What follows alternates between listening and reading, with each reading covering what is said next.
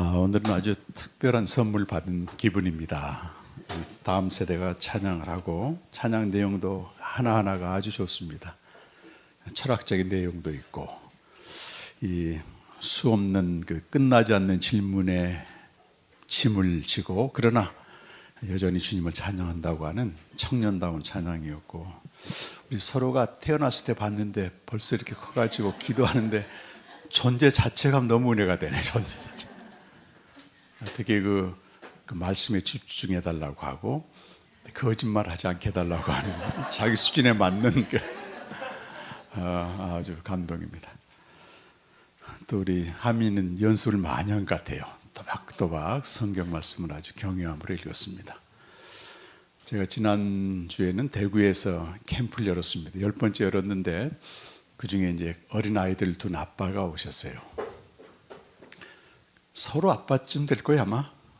근데 이제 캠프에 처음 왔는데 첫날 이렇게 고등학교 졸업하고 일방적으로 종일 강의를 듣기가 처음이어서 단단히 무장을 하고 사탕을 한 움큼을 지어가지고요, 그걸 주머니에 넣어놓고 이제 졸면 먹으려고 했는데 이상하게 졸리지 않더래요. 그래서 말씀 은혜를 잘 받고 다음 날이 됐는데 연휴잖아요. 그리고 이제 그때가 이제 프로야구 플레이오프전이가 하는데 그 삼성 그게 이제 올라와 가지고 자기는 거기를 지금 애들하고 가야 되나 또 애들하고 놀아줘야 되나 하루 종일 고민했는데 그날은 이제 저녁 때 강의가 있었거든요. 무슨 감동이 왔냐면 내가 뭘 해도 복음을 아는 아빠가 되어주는 게 진짜 좋은 아빠다, 그런 감동이 왔다는 거예요. 그래서 이제 이튿날도 듣고 마지막 날 듣고 나서 이제 가면서 복음을 이제 어느 정도 깨닫고 주님과 매일 교제해야 되겠다고 하는 그 간절한 마음이 솟아났습니다. 그럼 다음 세대 정말 중요하죠. 근데 다음 세대의 부모들이 복음을 아는 부모가 가장 복된 부모입니다, 여러분. 잘 먹여주고 입혀주고 이런 것도 중요하지만 정말 중요한 거는 이 시대에 복음을 아는 부모가 된 게 너무 복된 거예요. 복음 주식의 성도님들이 그런 자리에 있게 된 것을 다시 한번 감사드리고, 오늘 지금 그 로마서 말씀으로 여러분과 은혜를 나누려고 합니다. 통독을 7월부터 시작해서 이번 주까지 마치시네요. 전체를 다 읽으신 거예요? 신구약 성경을? 너무 중요하죠. 66권 성경이 모두 중요합니다. 그런데 그 중에 특별히 중요한 걸 꼽으라면 국영수학을 뽑듯이 창세기하고 요한복음하고 로마서입니다. 창세기는 인간과 세계의 기원, 그리고 창조주 하나님과 우리 인간이 얼마나 큰 차이가 있는지 압도되는 거죠. 그 하나님이 나와 언약을 맺었다고 하는 감동으로 후대 유대인들이 쓰여진 것입니다. 창세기 자세히 이해하려면 창세기 주의 묵상을 읽으시면 됩니다. 두 번째 요한복음은 하나님의 아들이 직접 그 아버지에 대해서 계시하는 계시복음입니다. 그래서 우리가 믿는 대상이 누구냐, 그걸 아는 게 정말 중요하거든요. 그런데 믿는 대상이 하늘로부터 내려오신 하나님의 아들이고 그분이 죽으시고 부활하심으로 그리스도가 되셨고 그래서 우리가 생명을 얻었다. 요한복음 결론이 이제 그겁니다, 여러분.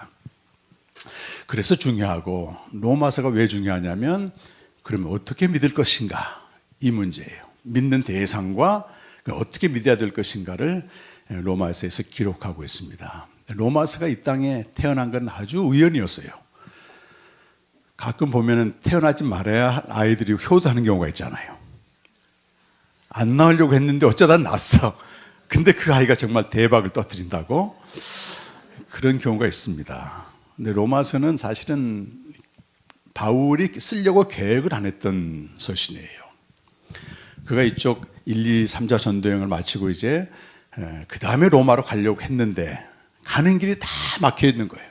그리고 예언자들이나 또 이렇게 성령의 감동을 보니까 너가 지금 예루살렘으로 들어가게 되면 잡혀 죽는다, 그 얘기를 계속해. 예루살렘을 들렸다 로마로 가야 되거든. 그 신학적인 문제가 있기 때문에 복잡하지만 어쨌든 자기는 3차에 걸친 전도여행의 결론으로서 이방인 교회들을 예루살렘 교회와 하나 되기 위해서 헌금을 갖다 주는 겁니다. 시켜도 되는 거잖아요. 근데 자기가 가야만 되는 거야. 그래야만 교회가 하나가 되기 때문에 이 문제를 해결해서 가려고 하는데 다 고난이 있다, 환란이 있다, 사로잡힌다 이런 겁을 주는 거예요. 그 자기도 이제 그걸 감지하고 있었죠. 환란이 기다린다고 하나 나는 목숨도 아끼지 않겠다 하면서 예루살렘으로 가는데 만에 하나 로마로 갈 수 없을지도 모른다. 그래서 급하게 고린도에서 석 달 동안 머물면서 이걸 막 쓴 겁니다. 자기가 그동안 깨달은 복음, 전했던 복음을 잘 정리해서 로마로 먼저 보냈어요. 나중에 가긴 갔습니다만 간 다음에 연금된 상태로 있었죠. 만약에 바울이 예루살렘을 들리지 않고 로마로 바로 직행했더라면 로마서는 탄생하지 않았습니다. 마지막이 될 수도 있다고 하는 그런 긴박감과 절박함 속에서 로마서를 쓴 겁니다. 그래서 버능캄이라고 하는 유명한 신학학자는 로마서는 바울의 유언이다. 너무 로마의 복음을 전하고 싶었어. 근데 못 갈 수도 있어. 그러니까 편지를 썼네. 근데 여러분 그 절박한 위기 상황에서 최선을 다했던 로마 상권이 지금 2000년 동안 교회가 어려움을 당할 때마다 계속 복음을 전하면서 교회를 새롭게 하는 엄청나게 중요한 책이 됐습니다, 여러분. 초대교회는 세 개의 이단이 있었는데 마르시온과 몬타니즘 그리고 영지주의 이런 게 있었어요. 근데 다른 이단은 극복을 했는데 영지주의는 극복을 못합니다. 그래서 예루살렘 교회는 이제 전쟁으로 인해서 로마가 정복해서 없어지게 됐고 그 팀들이 전부 소아시아 바울이 복음을 전했던 요한계시록에 나오는 7교회 있잖아요. 그 교회로 이제 촛대가 옮겨지는 거예요. 근데 소아시아 7교회가 영지주의 때문에 무너지게 됩니다. 그러면서 로마로 오게 돼요. 로마로 오게 되면서 제도가 권교회가 형성이 되는데 거기서 한 150년, 200년 지나면서 완전히 교회의 본질은 사라지게 되고 이 제도와 전통만 남은 거예요. 건물만 남은 겁니다. 그때에 혜성같이 등장한 신학자가 어거스틴, 요즘은 아우구스티누스라고 부르는데 이 사람이 386년인가 회심을 해가지고 이제 기독교 신학을 쫙 정리합니다. 근데 회심을 뭘로 했느냐? 로마서 13장 13절에 딱 들려오는 거예요. 나제와 같이 방탕히 행하지 말고 단정히 행하라. 이런 그 말씀으로 이제 회심을 하게 되어서 기독교 사상 최초로 은혜의 신학이 형성이 됩니다. 그러다가 한 700년, 800년 지나면서 완전히 교회는 중세, 교황에 의한 어둠의 세계로 들어가게 되는 겁니다. 종교개혁 당시까지 교회는요, 암흑의 시대였어요. 그러니까 교황이 말하는 게 절대 진리였고 그 밑에 있는 사람들이 맹신하는 겁니다. 여러분 저 이교도 예루살렘 가서 그때는 예루살렘이 이제 무슬림이 점령하고 있었을 때예요. 11세기 때는 그 이교도를 전부 없애야만이 천국으로 직행합니다. 예를 들어 교황이 이런 십자군 운동에 대한 계시를 내리게 되면 지시를 내리게 되면 남녀 할 것 없이 막 가는 겁니다. 다 죽임당하고 비참하게 됐죠. 특히 여자들 같은 경우는 몇만 명이 죽습니다. 여러분. 3번에 걸친 십자. 이런 식으로 성경도 없지. 그러니까 직접 말씀 앞에 나갈 수도 없지. 그러니까 교황 말이 절대적인 진리가 되는 거예요. 근데 이 어둠의 세력을 뚫고 종교개혁이 나타납니다. 누구죠, 여러분? 2사람 기억나요? 마틴 루터와 매년 우리가 그 종교개혁주의를 지키잖아요. 10월 말이면은 마틴 루터와 칼빈이라고 하는 2사람을 하나님이 사용하셔서 이 흑암에 있는 교회를 일으키는데 그게 로마서입니다, 여러분. 오직 복음으로만 그 어마무시한 하나님 앞에서 우리가 의롭게 용납받는다고 하는 걸 루터가 로마서 1장 17절로 깨닫습니다. 그 교회가 이제 새롭게 시작이 됐고 칼빈 같은 경우는 로마서 9장, 10장, 11장 이 말씀으로 하나님의 주권 사상을 쭉 펼칩니다. 그대로도 한 200년쯤 지나면서요 교회가 완전히 죽은 정통처럼 형식만 남아있고 또 변질돼 버렸어요. 그때 나타난 사람이 감리교를 창시한 요한 웨슬리가 이 로마서 주석을 로마서 서문을 루터가 쓴 로마서 서문을 읽고 있는데 막 가슴이 뜨거워지는 겁니다. 그 서문 그렇게 돼 있어요. 여러분이 아무리 율법을 지킨다고 해도 겉으로 지키는 것은 하나도 중요하지 않다. 지키고 있는 마음 상태가 기쁨과 평안이 있어야만이 그게 율법을 지키는 거다. 이런 얘기를 하는데 자기가 20살 때부터 설교를 했거든. 사실은 선교사까지 나왔거든. 근데 그 안에 기쁨과 평화가 없어. 행위는 하는데 그러면서 죄를 깨닫게 되고 그때부터 청교도와 그 청교도 활동이 이제 저기 미국으로 건너가서 각성운동 일으켜서 한국까지 또 들어오게 됩니다. 근데 가장 우리 시대와 관련된 것은 제가 몇 번 강단에서도 말씀드렸지만 17세기부터 시작한 그 이성의 시대입니다. 데카르트가 코기토라고 하는 인간은 생각함으로써 존재한다. 그전엔 생각을 별로 안 했어. 다른 사람이 생각해 놓은 걸 따라 살았는데 각자가 생각을 해야 된다고 하면서 이성을 중시하게 되는 것입니다. 그러면서 정신을 차리고 똑바로 보니까 성경도 문제가 많은 것 같고 성경에서 말하는 그 세계관도 전부 틀린 것 같고 틀리죠 사실은. 이런 것들이 나오면서 이제 성경의 권위가 이제 식어지게 되고 또 성경을 분해하고 이러면서 성경의 이 권위가 추락하게 됩니다. 그러면서 교회가 또 바람직한 모습을 보이지 못하고 또 세속화되고 서구 정복사에서 무자비하게 원주민을 죽이면서 거기다 교회를 세우고 예배드리고 이런 것들이요 건전한 양심과 이성을 가진 사람들에게 굉장한 상처를 주는 거예요. 그러면서 믿는 자들 안에서 반발이 생겨. 이 교회에서 말하는 하나님이 진짜냐 말이지. 그 무신론이 팽배하게 됩니다. 그때 이제 포이에르바르 같은 사람은 기독교의 본질이라는 책을 써서 우리 인간을 위한 기독교는 거짓이다 이렇게 얘기를 하는 거예요. 인간의 필요와 요구를 위해서 우리가 신을 믿는 거는 진짜 신이 아니고 자기가 만든 신을 믿는 겁니다. 이래가지고 이제 몰매를 맞았는데 실제 교회가 그러고 있었어요. 하나님과 말씀은 완전히 수단이고 내 필요와 욕구를 채우는 게 중요하게 된 겁니다. 당시에. 그러니까 그런 노예상들이 노예를 사고 팔면서도 교회 가서 예배드리고 그런 행태를 하는 겁니다. 근데 그런 그 기독교에 완전히 폭탄을 던진 게 니체입니다, 여러분. 니체는 할아버지도 목사, 아버지도 목사, 자기도 목사. 근데 어려서부터 고전과 이 철학과 학문에 대해서 깊이 들어갔는데 천재적인 사람이죠. 자기가 보니까 말이죠. 교회에 하나님이 없더라 그 말이에요. 그러면서 교회마다 쫓아다니면서 당신들이 신을 죽였다. 그렇게 얘기하는 겁니다, 여러분. 그러면서 완전히 개신교는요, 낭떠러지로 추락하게 됩니다, 여러분. 그러면서 20세기가 밝아오게 됐는데 20세기 초반에 하나님이 칼바르트라는 사람을 사용해가지고 엄청난 일을 합니다.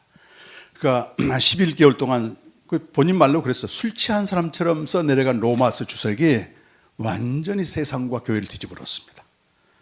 그 출발이 뭐냐면 하나님은 우리가 함부로 부릴 수 있는 존재가 아니라는 거예요. 그래서 하나님과 관계한다는 사람, 하나님 여기 오소서, 내가 하나님께 가까이 갑니다. 이런 모든 것들은 사실은 거짓신을 섬기는 거고 진짜 하나님은 저 위에 계시다는 거예요. 만물 위에 계시다는 겁니다. 하나님은 하늘에 계시고 사람은 땅에 있다. 이 무한한 질적 차이를 아무도 극복할 수 없다. 무한한 질적 차이를 인식하지 못하고 하나님을 부르는 자들은 전부 경외가 없다. 하나님을 친숙하게 대하는 것 같지만 사실은 하나님을 경멸하는 것이다. 그러니까 무한한 질적 차이라는 개념, 그보다 한 일찍 살았던 키에르케고르가 던졌던 말입니다. 이걸 주제로 가지고 로마 수석 전편을 쫙 설명합니다. 주석이 갑니다. 미친 사람처럼 성령에 붙들린 사람이에요.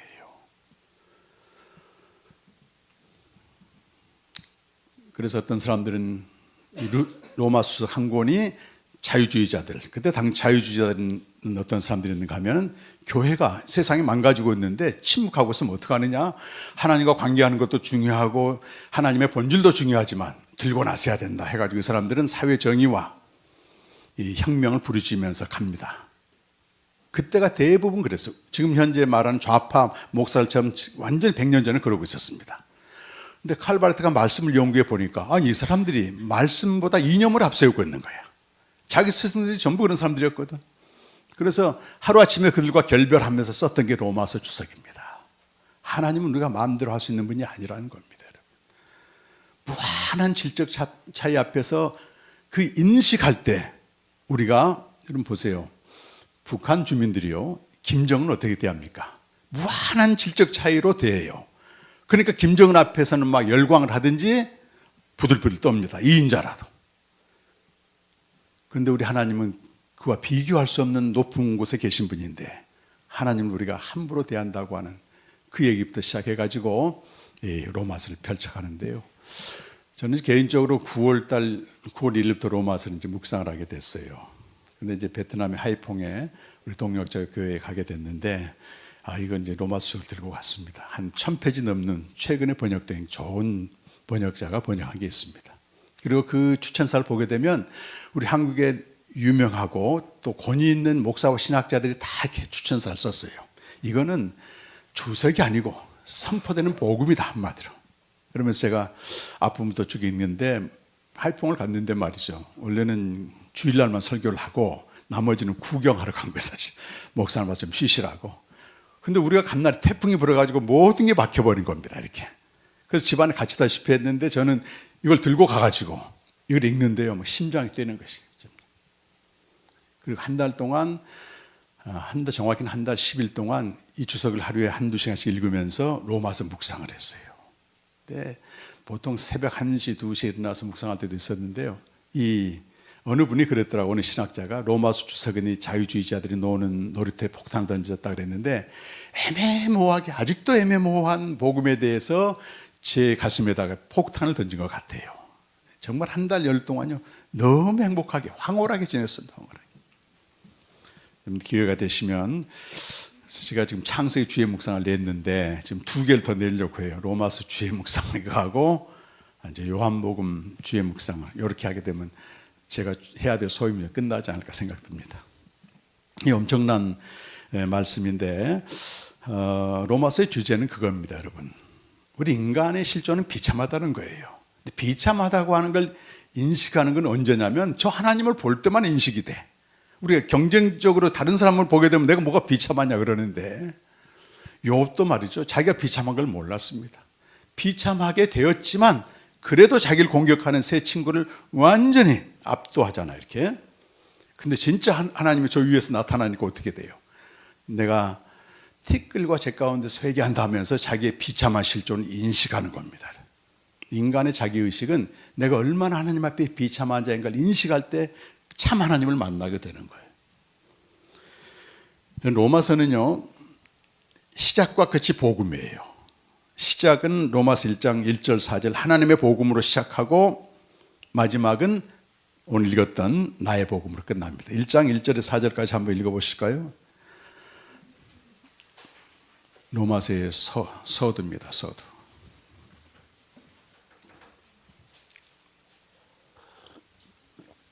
자, 시작. 예수 그리스도의 종 바울은 사도로 부르심을 받아 하나님의 복음을 위하여 택정함을 입었으니, 이 복음은 하나님의 선지자들을 통하여 그의 아들에 관하여 성경에 미리 약속하신 것이다. 그의 아들에 관하여 말하면 육신으로는 다윗의 혈통에서 나셨고 성결의 영으로는 죽은 자들 가운데서 부활하사 능력으로 하나님의 아들로 선포되셨으니 곧 우리 주 예수 그리스도시라. 이는 복음은 하나님의 아들입니다, 여러분. 저분이 다윗의 혈통으로 육신을 입고 오셨어요. 그가 죽으시고 부활하심으로 이제 그리스도가 됐죠. 하나님의 복음은 구약시대 선지자들이 증거하고 오셔서 죽으시고 부활하신 예수 그리스도입니다. 자, 마지막 부분 16장 25절 27절 다시 한번 보겠습니다. 이제 마무리는 나의 복음으로 마무리합니다. 시작. 나의 복음과 예수 그리스도를 전파함은 영세 전부터 감추어졌다가 이제는 나타내신 바 되었으며, 영원하신 하나님의 명을 따라 선지자의 글로 말미암아 모든 민족이 믿어 순종하게 하시려고 알게 하신 바 그 신비의 계시를 따라 된 것이니, 이 복음으로 너희를 등이 견고하게 하실 지혜로우신 하나님께 예수 그리스도로 말미암아 영광이 세세 무궁하도록 있을지어다. 아멘. 이 나의 복음은 예수 그리스도라고 말하는데, 그는 창세 전부터 감춰졌다가 이제 드러났다고 하는 것입니다. 근데 여러분, 바울은 개인적인 신앙 경험을 보게 되면 삼층천에도 갔다 오고 부활하신 예수님도 만나고 병도 고치고 어마어마한 체험들을 해요. 근데 그걸 복음이라고 말하지 않고 선지자들의 글, 구약 성경에서 증거한 그리스도와 창세 전부터 감춰졌다가 나타난 하나님의 아들 복음이라고 말하는 겁니다. 그리고 이 복음만이 결론이 뭐냐면 여러분의 믿음을 견고하게 한다는 거예요. 어떤 체험이나 어떤 경험이나 어떤 설교가 아니고, 여러분 각자가 이 복음을 알 때만이 여러분의 믿음이 견고하게 되는 겁니다. 복음을 아는 아버지 어머니가 되는 거죠, 여러분.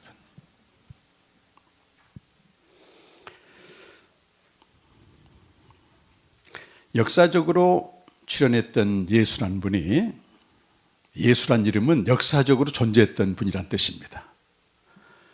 창세 전부터 현존한 하나님의 아들이고, 그리스도라고 하는 뜻은 죽으시고 부활하셨다는 뜻입니다. 이것이 복음이에요. 그래서 이 교회에서 선포되어야 되고 하는 복음은 하나님의 아들 예수 그리스도인데, 구체적으로 말하면 고린도전서 15장 3절에서 5절까지 나오는 메시아적 행위로서 복음입니다. 제가 세 번역으로 좀 부탁을 했는데요, 세 번역이 아주 정확하게 복음을 설명하고 있습니다. 한번 읽어보십시다. 같이. 내가 전에 받은 중요한 것을 여러분에게 전해드렸습니다. 이게 복음이에요. 그것은 곧 그리스도께서 성경대로 우리 죄를 위하여 죽으셨다는 것과 무덤에 묻히셨다는 것과 성경대로 사흘째 되는 날에 살아나셨다는 것과 게바에게 나타나시고 다음에 12 제자에게 나타나셨다고 하는 것입니다. 이게 겉과 반복되잖아요. 이게 중요합니다, 여러분. 복음은 두리뭉실 말하는 게 아니고 그리스도가 행하신 네 가지 구원 사건을 정확하게 관계 대명사로 종속절로 끊어 설명합니다. 십자가 복음과 장사 복음, 부활 복음, 현현의 복음이 있는 것입니다.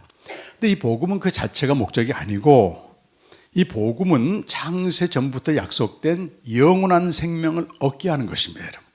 그리고 그 생명으로 살게 하는 것입니다. 로마서 6장 4절에 요한복음 20장 31절 한번 읽어보시겠습니다. 자, 시작. 오직 이것을 기록함은 너희로 예수께서 하나님의 아들 그리스도이심을 믿게 하려며 또 너희로 믿고 그 이름을 힘입어 생명을 얻게 하는, 생명을 얻는다는 하나님의 자녀가 되는 거예요. 그래서 요한복음 저 말씀이 결론인데 앞부분 서론에 뭐라고 되어 있어요? 영접하는 자, 곧 그 이름을 믿는 자들에게는 하나님의 자녀가 되는 권세를 주셨습니다. 그 이름이 무슨 이름이에요? 예수라는 분이 하나님의 아들이고 죽으시고 부활하신 그리스도라고 하는 걸 믿을 때 우리는 하나님의 자녀가 되는 것이고 생명을 얻는 것이다. 복음의 목적은 생명입니다. 그 로마서 6장 4절 말씀은 이 복음은 새 생명으로 살게 하는 것이, 같이 읽읍시다. 그러므로 우리가 그의 죽으심과 합하여 세례를 받음으로 그와 함께 장사되었나니 이는 아버지의 영광으로 말미암아 그리스도를 죽은 자 가운데서 살리심과 같이 우리로 또한 새 생명 가운데서 행하게 하렵니다. 새 생명으로 살게 하렵니다. 이렇게 번역해도 좋습니다. 그러니까 우리가 그리스도의 아까 말씀드린 네 가지 구원 사건 조금 전에 봤잖아요. 죽으심에 연합되고 무덤에 연합되고 부활에 연합될 때만이 새 생명으로 사는 겁니다. 새 생명으로 안 살면 도리가 없어요. 아담은 옛 생명으로 계속 살기 때문에 그래서 힘든 거예요. 힘든 거. 사망의 지배를 받는 거죠. 실제적인 것입니다. 오늘 말씀에는 이제 마지막 부분인데 앞부분에는 문안 인사를 하고 느닷없이 경고가 나옵니다. 경고. 그래서 오늘 먼저 17절 말씀을 다시 한번 읽겠는데요. 자, 시작. 형제들아 내가 너희를 권하노니 너희가 배운 교훈을 거슬러 분쟁을 일으키거나 거치게 하는 자들을 살피고 그들에게서 떠나라. 여러분, 신앙생활은 맹목적으로 하는 거 아니고 맹신하는 것도 아닙니다. 너희가 받은 배운이 뭐겠습니까? 지금까지 쭉 말씀했던 복음입니다. 복음을 거스려서 분쟁을 일으키고 거치게 하는 자들을 자세히 살피라는 겁니다. 이런 거는 우리가 생각을 해야 돼요, 여러분. 무조건 믿는 게 아니고, 목사님 말씀은 다 맞겠지, 무조건 아멘. 뭐 틀린 말 해도 아멘하고 살피라고 되어 있습니다. 그리고 그들에게 심지어 떠나라고 말합니다. 떠나라고 말합니다. 교회가 복음이 선포되지 않게 되면 불갑을 세상 얘기를 하게 돼요. 세상 얘기를 하게 되면 어떻게 될까요? 바르트가 그런 얘기예요. 세상 얘기를 계속 들으면 교회에 오는데 불신자가 되는 거예요. 다시 말해 세상 사람이 되는 거예요. 그런 교회는 사실 떠나도 됩니다, 여러분. 담대하게 떠날 수 있죠. 떠나라고 돼 있잖아요. 근데 그들이 누구예요? 18절 말씀 보니까, 18절 말씀 한번 같이 보세요. 이 같은 자들은 우리 주 그리스도를 섬기지 아니하고 다만 자기들의 배만 섬기고 있습니다. 이 사람들은요, 그리스도의 종이 아니고 사실은 자기들의 배를 섬긴다는 말은 자기 욕망을 위해서 사역하는 자들 말합니다, 여러분. 교회를 자기 생존 수단이나 명예 수단이나 이런 걸로 하는 자들이 당시에도 있었다는 거예요. 근데 그 사람들의 특징이 뭐냐면 그 다음에 교활한 말과 아첨하는 말로 순진한 자들의 마음을 미혹한다. 이 교활한 말은 거창한 말입니다. 여러분, 거창한 말. 아첨하는 말은 다른 말로 사람을 기쁘게 하는 말인데 이 바르트는 이걸 축복의 말로 번역을 했어요. 거창한 말과 여러분 잘 됩니다. 잘 될 것입니다. 이렇게 축복의 말을 남발하면서 이 순진한 자들이 뭐예요? 이거 분별하지 못하는 사람들의 마음을 전부 미혹하는 겁니다. 그러나 그 다음 절 19절 말씀 시작. 너희의 순종함이 모든 사람에게 들리는지라. 그러므로 내가 너희로 말미암아 기뻐하노니 너희가 선한 데 지혜롭고 악한 데 미련하기를 바라노라. 이것이 이제 바울이 복음을 들은 성도들에 대한 경고이기도 합니다. 여러분. 선한 일에는 지혜롭고 악한 일은 미련하다. 그 말은 좀 고결하다 이런 뜻도 있고 악에 맞서서 정결하길 지킨다 그런 말도 있어요. 이 부분을 바르트가 어떻게 주석을 했나 한번 들어보세요. 여러분 혼동을 경계하십시오. 그럴듯하고 가장 설득력 있어 보이는 말을 경계하십시오. 의리의리한 가게들이 질비하게 서 있는 종교 시장을 경계하십시오. 그 이유는 여러분이 바로 그 한복판에 있기 때문입니다. 이렇게 말해요. 그러니까 의리의리하고 질비하게 지금 서 있는 종교 시장의 한복판에 복음을 아는 여러분들이 있다고 하는 겁니다. 여러분. 저는 이 대목을 읽는데요. 너무 찔림이 왔습니다. 여러분. 한 집 건너 교회들이 서 있는데 특히 대형 교회들 뭔 얘기를 외칩니까 여러분? 의리하고 질비하게 서 있는 종교시장 한복판인데요. 제가 참 청소년들한테 쓴 미안한 말인데 우리 한 30년 지기 목사님이 계십니다. 근데 그분이 치유사역을 지금도 하고 계셔가지고 대형 교회 집회를 많이 나가세요. 몇천 명, 심지어 몇만 명 교회. 근데 그분과 이제 몇 달 전에 밥을 먹는데 그분이 저한테 이런 얘기 하더라고요. 대형 교회 목사들끼리 통하는 말이 있다는 거예요. 설교를 초등학교 3학년 수준으로 하는 겁니다. 아주 쉽고. 그러니까 오늘 무슨 말이에요? 순진한 자들의 마음을 다 미혹시키는, 그러면서 거창하고 축복의 말로 미혹시키는 겁니다. 그런데 우리가 어떻게 거기서 빠져나오느냐? 그런 종교시장의 한복판에 있는 우리가 빠져나오는 유일한 길이 있는데 그것은 내가 들었던 복음을 다시 생각하는 겁니다. 들었던 복음을 다시 생각하는 거예요. 그래서 로마서 15장 15절 보면 이 로마 성도들이 아주 복음을 모르는 게 아닌데 계속해서 생각나게 하려고 듣는 겁니다. 로마서 15장 15절 한번 찾아서 보겠습니다. 앞에 아마 나올 겁니다. 15장 15절. 자, 시작. 그러나 내가 너희로 다시 생각나게 하려고 하나님께서 내게 주신 은혜로 말미암아 더욱 담대히 대량 너희에게서, 그들이 모르는 게 아니에요. 그 직전에 있는 14절 말씀도 한번 좀 보세요. 14절 말씀. 다 같이 한번 읽겠습니다. 성경으로. 내 형제들아 너희가 스스로 선함이 가득하고 모든 지식이 차서 서로 고난하는 자임을 나도 확신하노라. 그 다음에 그러나 내가 너희로 다시 생각나게 하려고 하나님께서 내게 주신 은혜를 따라 이 로마서를 썼다는 겁니다. 모르는 게 아니라는 거예요. 알고 있지만 뭐 하려고? 다시 생각나래요. 왜? 의리하고 질비하게 늘어선 종교시장 한복판 가운데 여러분이 지금 있지 않느냐. 그래서 이렇게 말합니다. 우리가 복음이 아닌 여러 가지 의견의 혼잡함, 복음이 아닌 것들이 얼마나 많아 사실은. 혼잡함 속에 완전히 잠겨서 익사하지 않게 해주는 것, 그래야만이 계속 듣는 것. 그 지혜로운 개방과 우직한 폐쇄성의 힘은 지혜롭게 개방을 하되 복음에 대해서는 우직하게 폐쇄성을 유지하라고 하는 겁니다. 이거는 복음을 다시 듣고 다시 생각나게 하는 길밖에 없습니다. 그래서 복음을 이렇게 쓴 겁니다, 여러분. 신앙생활이 혼미하고 질비하게 늘어선 교회들에 대해서 절망하고 나는 뭐 하고 있나, 뭘 믿고 있나, 그럴 때마다 어디로 돌아가야 돼요, 여러분? 복음으로 돌아가야 됩니다. 로마서를 읽고 또 읽어보십시오, 여러분. 인간의 비참한 실존, 인간이 행위로 의롭게 되려고 하는 인간이 얼마나 완고해지는지. 저는 이번에 로마서를 다시 묵상하면서요, 그 이스라엘을 오늘날 교회로 봐요. 바레트는 오늘 교회 안에 주님과 교제 없이 자기 비참한 걸 모르는 사람들이 열심히 행위를 하는 겁니다, 여러분. 자기들의 밥상이라고 말이죠. 종교의식을 계속 지켜 주일 성수도 하고 11조도 하고 열심히 봉사하는데 그것 때문에 자기의 비참함을 몰라. 그래서 갈수록 완고해진단 말이에요. 이런 사람들은 하나님께 다 떨어져 나간다고 돼 있어요, 여러분. 그러니까 주님과 교제 없이 무언가 한다고 하는 게 얼마나 위험한지를 고발하고 있는 겁니다.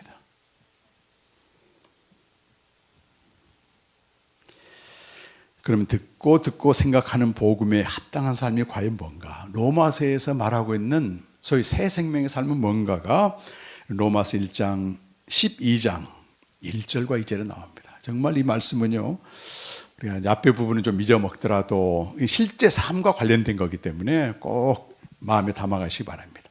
다시 결론적으로 말하죠. 그러므로 시작. 그러므로 형제들아, 내가 하나님의 모든 자비하심으로 너희를 권하노니 너희를 몸을 하나님이 기뻐하시는 산 제물로 드리라. 이는 너희가 드릴 영적 예배니라. 너희는 이 세 때를 본받지 말고 오직 마음을 새롭게 함으로 변화를 받아 하나님의 선하시고 기뻐하시고 온전한 뜻이 무엇인지 분별하도록 하라. 우리가 복음을 알고 계속 생각나게 하는 것보다 더 중요한 게 매일 살아가는 삶이에요. 몸으로 살아가는 삶이잖아요. 사람들 만나고 내가 속한 직장에 다니고 환경에 접하고, 이 몸은 또 그것뿐입니까? 어디 계속해서 세상으로부터 외부 자극이 내게 들어오게 됩니다. 뉴스를 보게 되고 유튜브를 보게 되고 요즘 유행하는 쇼츠를 보게 되고 계속 내 몸으로 들어와요. 몸으로. 이걸로 사는 겁니다, 우리는. 하나님의 모든 자비하심으로 권한다고 하는 전제 조건은 우리가 어떤 존재냐 그 말이에요. 아담 안에서 불순종하여 진멸밖에는 받을 게 없는 존재였는데 하나님의 자비와 긍휼하심을 입고 뭐예요? 하나님의 자녀가 됐잖아요. 모든 죄가 용서받고, 그걸 전제로 하여서 어떻게 살 것인가를 설명해요. 여기 보면은 12장 앞부분에 너희 몸을 하나님 기뻐하시는 거룩한 산 제물로 드리라 그래 놓고 이것이 너희가 드릴 영적인 예배다. 이 영적이란 말은 헬라어로는 로기코스라는 말인데요, 뭐 신령하다 이런 뜻은 아니고, 그 로기코스라는 말이 두 군데 나와요. 또 한 군데 어디가 나오냐면 베드로전서 2장 2절에 너희는 갓난아이처럼 신령한 젖을 사모하라 이렇게 되어 있어요. 신령하다, 거기가 로기코스입니다. 이것은 원래는 로고스에서 나온 말인데 합당하다 그런 뜻이에요. 여러분, 갓난아이가 젖을 먹는 건 뭐예요? 안 먹으면 안 되지. 갓난아이가 젖 먹는 건 합당한 거야. 그래야만이 아이가 자라듯이 너희도 하나님의 말씀을 이렇게 매일 먹어야만 자란다. 이걸 베드로전서에서 말하고 있고, 우리에게는 무슨 말을 하고 있는 거예요? 너희가 말이지 하나님의 자비하심으로 지금 구원을 받았다면 너희 마음대로 살서는 안 되고 너희 몸을 하나님이 기뻐하시는 산 제물로 드리는 게 마땅하다. 특별한 게 아니라는 거예요. 마땅하다.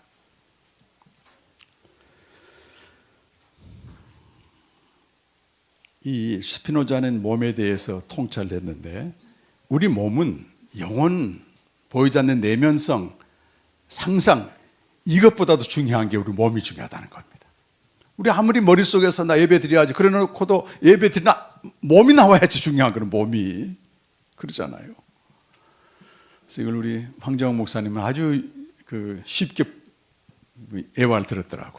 어떤 남자가 말이지, 몸은 기생집에 가면서 마음은 내가 아내한테 두고 간다. 말이 되냐는 거지. 몸으로 사는 거고 몸으로 신앙생활 하는 겁니다, 여러분. 꼭 이런 사람들이 뭐 하나님은 뭐 이렇게 외모를 보지 않고 뭐 마음을, 뭐 중심을 본다. 그때 쓰는 말이 아닙니다. 이거는 신약 성경은 몸을 굉장히 강조합니다. 몸의 행실을 따라서 심판받는다고 되어 있고, 너희 몸을 하나님이 기쁘게 드리라. 몸. 근데 이 몸은 말이죠, 외부 자극에 의해서 충동을 계속 받아요. 그때 나타나는 게 통제가 불가능한 감정, 정념이라고 말합니다. 정념. 다윗과 같이 그렇게 신실하고 위대한 사람도 그 밧세바를 보니까 외부 자극이 들어오니까 정념이 일어나는 겁니다, 여러분. 그때에 스피노자는 말합니다. 자유의 재량이 없는 사람은 정념이 올라오는 거 끝나지만 자유의 재량이 많을수록 악을 저지른다, 이렇게 말해요. 돈이 많고 시간이 많고 무한한 상상할 수 있는 모든 걸 할 수 있는 이 사람들은요, 정념대로 삽니다. 그래서 돈 많은 사람들이 그 설국열차 보게 되면 1등 칸에 돈 많은 사람도 가득하지만 마약 환자도 가득한 겁니다. 그래서 마음껏 할 수 있는 자유가 있는 거예요. 이들은 안 보는 게 제일 좋죠. 자, 소극적으로 이렇게 말합니다. 이 세대를 본받지 말라, 그 말은. 이 세대를 따라서 하지 말라. 이 세대는 아이온이라는 말을 쓰는데요, 이 세대는 원칙이 있습니다. 그거는 하나님 아닌 다른 것, 피조물을 추구하고자 하는 충동이 있는 겁니다. 사실 하나님이 다 주신 거잖아요. 하나님이 없기 때문에 하나님 대신 하나님이 주신 모든 피조물, 하나님이 지으신 세계를 얻고자 하는 충동이에요. 쾌락, 예를 들어서 성공, 소유, 지식, 요즘 AI 시대죠. 그리고 권력, 그리고 인간적인 오름, 이런 것들을 끊임없이 충동해요. 인간이 노력해서 얻을 수 있고 도달할 수 있다고 생각하는 어떤 완전함에 대한 충동이 이 세대의 본질이라고 하는 것입니다, 여러분. 에베소 2장 1절 이하 보게 되면 허물과 죄로 죽은 너희를 살리셨도다. 이 세상 풍속이란 말이 세대입니다. 아이온, 이 세상 풍속을 따르지 말라. 그건 뭐라는 거예요? 그거는 공중의 권세 잡은 자를 따르는 것입니다, 여러분. 그 목적, 나타나는 현상은 뭐죠? 육체와 마음에 원하는 것을 다 하고 싶은 거예요. 그러나 하나님이 보실 때는 이 사람은 본질상 진노의 자식인데 우리가 그 세대에서부터 구원받았다는 겁니다, 여러분. 패해간 세대에서. 육체와 마음에 원하는 것을 하는 것, 이게 완전함의 충동을 추구하는 겁니다. 그럼 세상을 보세요, 여러분. 더 많이 갖고자 하고, 더 높이 올라가고자 하고, 더 많이 즐기고자 하고, 자기 어려움을 계속 주장하고, 이념적으로. 권력. 지금 시대는 100년 전 바르트보다 더한 시대입니다. 이 상상을 현실로 바꾸는 첨단 과학과 인공지능 시대입니다, 여러분. 이것은 세상 사람들 열광시키고 무한한 자기 실현의 욕구를 충동합니다. 지난 추석 때 우리 조카가 지금 여기 순천향병원에서 레지던트를 받고 있는데요. 그 전에 전공의 사태가 나와가지고 다 흩어졌잖아요. 그래서 뭘 했냐면 저기 제주도에서 자기 동기들 몇 명 아는 사람들과 함께 피부과를 개설했는데요. 중국 사람들이 밀려오는 겁니다. 그래서 어마어마한 수입을 초짜 의사가 이제 받은 거예요. 근데 이제 그 아빠나 저나 진짜 의사가 되라. 그리고 이제 그런 것도 있고 본인도 결심을 해서 다시 돌아왔답니다. 다시 돌아온 걸 만나서 돌아왔는데 하루 16시간씩 혹사를 시키는데요. 그 월급이 대기업 사원만 또 못해요. 그러니까 무슨 생각 들겠어요? 직장 쉽게 하면서도 돈 버는 거. 그 생각이 들었어요. 제가 이제 칭찬을 해줬더니 진짜 의사가 되어서 큰아빠가 칭찬한다. 큰아빠 모르는 소리 말라는 거예요. AI 시대가 오게 되면 AI가 진단하는 그 질병과 처방하는 게 훨씬 뛰어나기 때문에 의사들이 거의 사멸할 수 있다고 하는 그 위기가 있더란 말이에요. 진짜 그럴지는 모르겠습니다만 특히 진리의 문제에 있어서는 AI가 볼 수 있는 영역이 절대 아닙니다. 요즘 젊은 어떤 목사들은 AI 가지고 뭐 설교 준비도 한답니다. 예화 한 3개 넣어가지고 본문에 대해 설교해줘 그럼 쫙 나온대. 완전히 망가지는 겁니다. 여러분. 이 진리는 진리의 영만이 깨닫게 하는데 말이죠. 이건 완전히 에덴에서 출현했던 뱀하고 여자 사건이 계속 재발되는 거예요. 비슷한 것 같지만 끝이 다릅니다. 그래서 완전히 죄의 세력이 지배를 받게 만드는.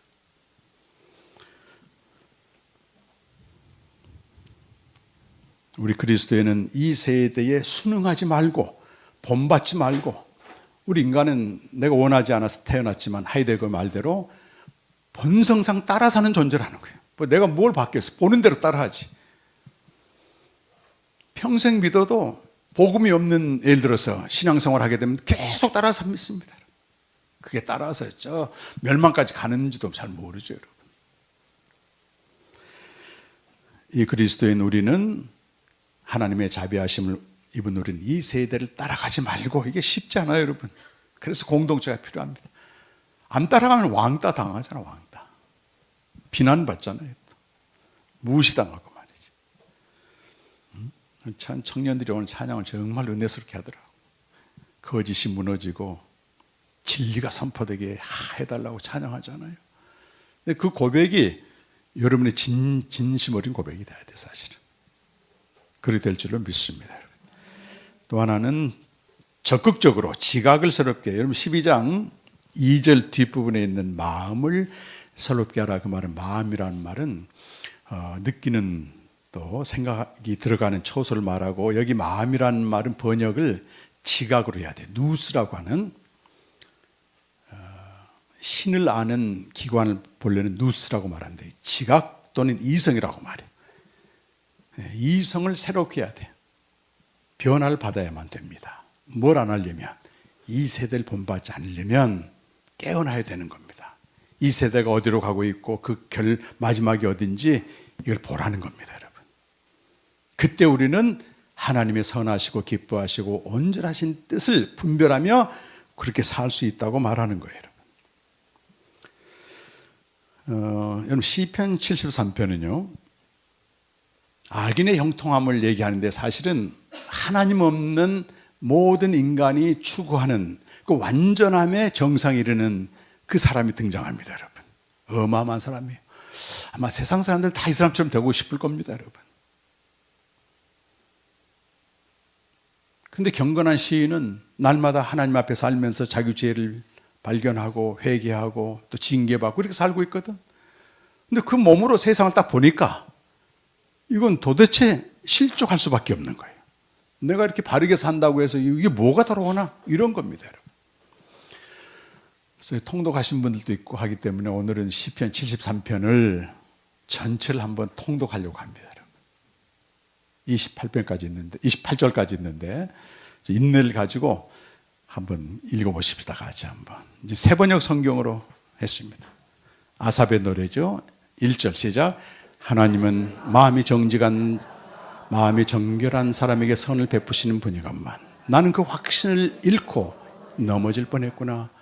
그 믿음을 버리고 미끄러질 뻔했구나. 이런 거예요. 우리가 이 세대 가운데 살게 되면 언제든지 이런 게 오게 됩니다. 회의죠, 하나에. 하나님은 정말 선하신 분인데, 선한 사람들은 고통이 계속되고 하나님을 알지 못한 사람은 너무 잘 되고 있는 거야, 지금. 3절 시작. 그것은 내가 거만한 자들을 시샘하고 악인들이 누리는 평안을 부러웠기 때문입니다. 그들은, 악인들, 죽을 때에도 고통이 없으며 몸은 멀쩡하고 윤기까지 흐른다. 사람들이 흔히들 당하는 그런 고통이 그들에게는 없으며 사람들이 의뢰당하는 재앙도 그들에게는 아예 가까이 가지 않는다. 그들에게는 오만이 먹거리요 폭력이 그들이 이웃이다. 그들은 피둥피둥 살이 쪄서 거만하게 눈을 치켜뜨고 다니며 마음에 기대한 것보다 더 얻으며 언제나 남을 비웃으며 악의 찬말을 쏘아붙이고 거만한 모습으로 포근하기를 즐긴다. 한 2배만 주식이 올랐으면 좋을 텐데 10배가 올랐다는 거지. 마음에 원하는 것보다 소득이 훨씬 크다는 겁니다. 그 다음에 9절. 입으로는 하늘을 비방하고 혀로는 땅을 휩쓸고 다닌다. 하나님의 백성마저도 그들에게 홀려서 그들이 하는 말 그대로 받아들여 덩달아서 말한다. 하나님인들을 어떻게 알 수 있으리? 가장 높으신 분이라고 무엇인 다 알 수 있으리? 라고 말한다. 그런데 놀랍게도 그들은 모두가 악인인데도 신세가 언제나 편하고 재산은 늘어만 가는구나. 자, 여기까지가 악인입니다, 여러분. 하여튼 집을 샀다 하면 집값도 오르고 살이 피둥피둥 찌고 그 사람이 한마디 하게 되면 믿는 사람들까지도 미혹돼가지고 야, 부럽다 이렇게 된다는 거예요. 근데 이 사람이 어떤 사람인가 보세요. 이렇다면 13절 시작. 이렇다면 내가 깨끗한 마음으로 살아온 것과 죄를 짓지 않고 깨끗하게 살아온 것이 허사라는 말인가? 하나님 주께서는 온종일 나를 괴롭히셨으며 아침마다 나를 바라셨습니다. 나도 그들처럼 말하면서 살아야지 하고 말했다면 나도 주의 백성 가운데 한 사람처럼 살지는 못했어요. 여러분, 이 말이 중요해요. 여기서부터 생각이 바뀌거든요. 그 감정이 올라와. 나도 저렇게 좀 살아야지. 그렇게 했더라면 나와 주의 백성들한테 볼 낯이 없다는 겁니다. 이 후손들, 나의 자녀들을 어떻게 대할까? 그러면서 깨어나기 시작하는 겁니다. 여러분. 16절 시작. 내가 이 얽힌 문제를 풀어보려고 깊이 생각해 보았으나 그것은 내가 풀기에는 너무나 어려운 문제였습니다. 그러나 마침내 하나님의 성소에 들어가서야 악한 자들의 종말이 어떻게 되리라는 것을 깨닫게 됩니다. 중요한 말이 성소에 들어갔을 때입니다. 성소에 들어갔을 때야 지각이 새롭게 되는 것입니다. 내가 그렇게 부러워하고 나도 저들처럼 살아야지 했던 사람들의 결말을 거기서 보게 되는 겁니다. 하나님 품속에서 보게 되는 거예요. 어떻게 됐습니까? 그들이 주께서 그들을 미끄러운 곳에 세우시며 거기에 넘어져서 멸망에 이르게 하십니다. 그들이 갑자기 놀라운 일을 당하고 공포에 떨면서 자취를 감추며 마침내 끝장을 맞이합니다. 아침이 되어서 일어나면 악몽이 다 사라져 없어지듯이 주께서 깨어나실 때 그들은 한낮 꿈처럼 자취도 없어 사라집니다. 나의 가슴이 쓰리고 심정이 찔린 듯이 아파도 나는 우둔하여 아무것도 몰랐습니다. 나는 다만 주님 앞에는 한 마리 짐승입니다. 이제 얘기하는 거예요. 내가 저 악인들의 형통을 부르할 때 지금 보니까 악인들의 결말을 봤더니 어디 가서 성소에 들어가서 봤더니 내가 얼마나 무지했던지 한 마리 짐승 같다는 것입니다. 결말입니다, 여러분. 끝을 볼 수 있어야 돼요, 여러분. 두 가지 방법이 있습니다. 내가 직접 가는 겁니다. 마지막까지. 또 하나는 마지막을 기록해 놓은 말씀을 믿는 겁니다. C.S. 루이스가 이런 얘기를 하는데요. 이 건물 짓고 있는데 시멘트를 잔뜩 쌓아놨어. 근데 무슨 건물 짓는지 몰라. 아는 방법이 둘이에요. 두 가지에서. 어떻게 알 수 있을까요? 자니, 어떻게 알 수 있을까? 내가 지금 길 가는데 건물 짓고 있어 지금. 근데 무슨 건물인지 몰라. 근데 분명히 짓긴 지어. 아는 방법이 두 가지가 있다고. 하나는 끝까지 지켜보는 거야. 도서관을 짓네. 또 하나는 뭐가 있을까? 주인한테 물어보면 돼. 건물주한테. 뭘 지을 거예요? 도서관. 그 말을 믿으면 되는 거야. 안 믿으면 소용없지. 이 성경 말씀은 우리 결말에 대해서 말하고 있는데 진리요, 진리. 내가 가서 볼 수도 있지만 이 말씀을 내가 지금 받아들임으로 끝을 보는 겁니다. 언제? 성소에 들어갔을 때 하나님이 계신 곳에 들어가라는 겁니다. 우리 인간은요, 날마다 우리 몸으로 부딪히는 삶 속에서 끊임없이 의문이 불러와. 우리 찬양도 했잖아요. 끝없는 질문의 무게가 우리 짓누르고 있다고 하잖아요. 풀 수 없는 겁니다. 마지막 가서야 풀린다고 돼 있잖아요, 이게. 근데 우리가 매일 아들 힘입어 아버지 집에 들어가게 되면 요 안개처럼 벗겨집니다. 뭐가 진짜고 가짜고 뭐가 참된 삶이고 아무리 화려하고 우리 눈에 막 눈부시게 부러운 삶도 저거는 끝이 보이는 겁니다. 불쌍히 여겨지죠. 부러움의 대상이 아니고 긍휼히 여겨지죠.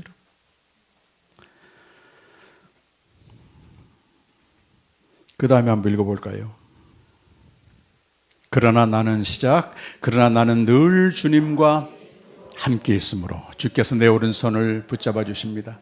주의 교훈으로 나를 인도해 주시고 마침내 나를 주의 영광에 참여시켜 주실 줄 믿습니다. 내가 주님과 함께 하니 하늘로 가더라도 내게 주님밖에 누가 더 있겠습니까? 땅에서라도 내가 무엇을 더 바라겠습니까? 마지막 부분입니다.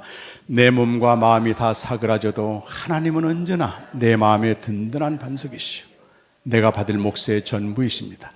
주님을 멀리하는 사람은 망할 것입니다.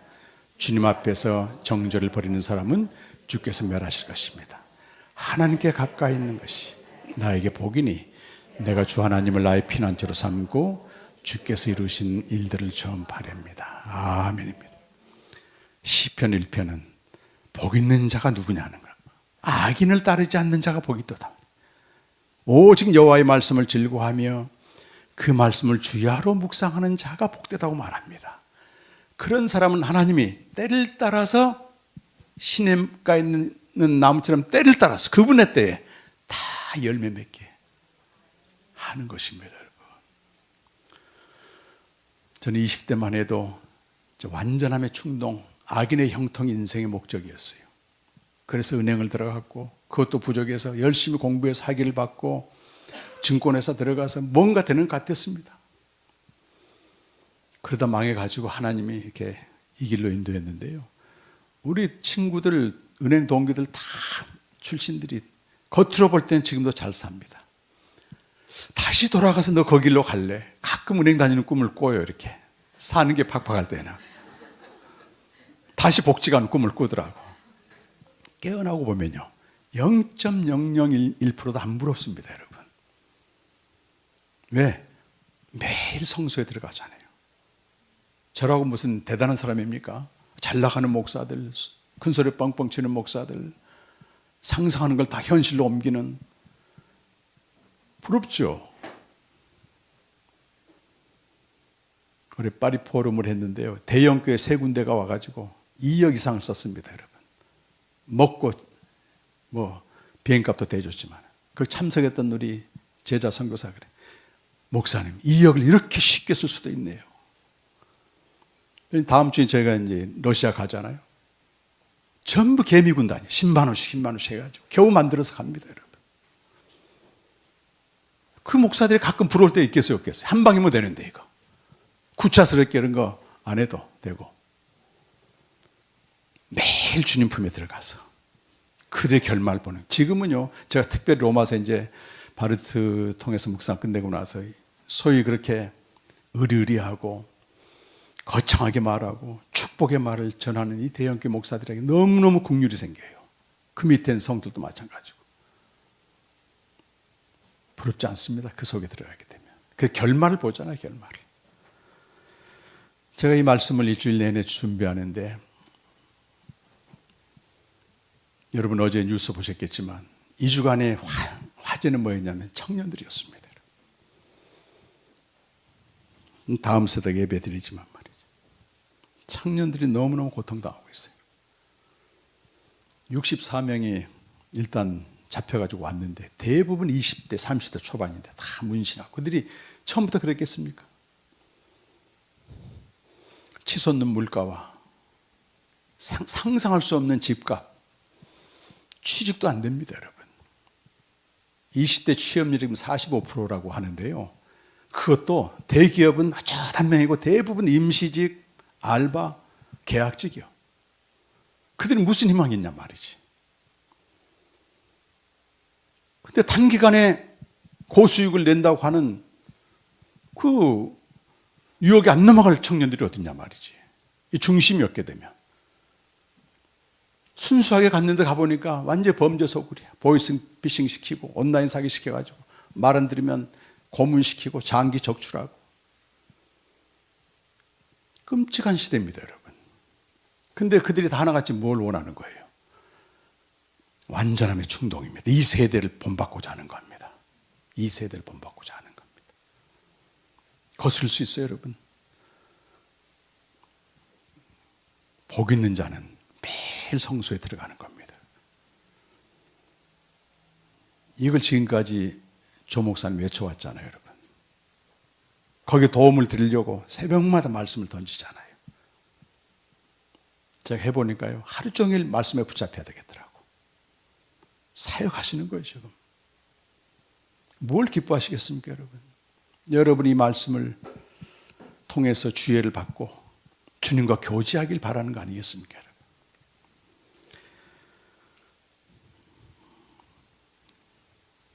저도 자세히 몰랐는데 20대 신불자가 6만 명이 넘답니다. 신용불량자. 빚더미 속에 있는 거예요, 웬만한 청년들이. 부모 잘 만난 특수 계층 빼놓고는. 그러니까 그렇게 빠져드는 겁니다. 근데 어떤 사람이 우리는 하나님의 자비하심을 입은 자들입니다, 여러분. 가만히 있으면 안 돼요. 어떻게 되겠지? 이것도 안 됩니다. 매일 아들을 힘입어 주님이 기다리는 곳에 가셔야 됩니다, 여러분. 그 성소에서 이 세상의 결말을 볼 수 있어야 됩니다. 그들에게 이 복음을 전해줘야 되는 것입니다. 하나님이 때를 따라 열매를 맺게 하는 삶을 해주시기 때문에 장래에 대해서 두려워하거나 절망할 것도 없습니다, 여러분. 아무리 바빠도, 아무리 할 일이 많아도 예수님 말씀하신 대로 주의 발치에서 말씀을 받은 마리아처럼 빼앗기지 마시기 바랍니다, 여러분. 그때 우리는 이 시대 그리스도인으로 살 수가 있습니다. 특별히 다음 세대가 지금부터 도전을 받고 창조주 하나님을 기억하면서 모든 시간에 첫 시간을 주님과 교제해 드리시길 바랍니다. 주님이 여러분의 인생을 때를 따라 아름답게 하고 인도하실 것입니다. 여러분뿐만 아니고 지금 파국으로 치닫고 있는 이 많은 청년들을 주께로 인도할 줄로 믿습니다.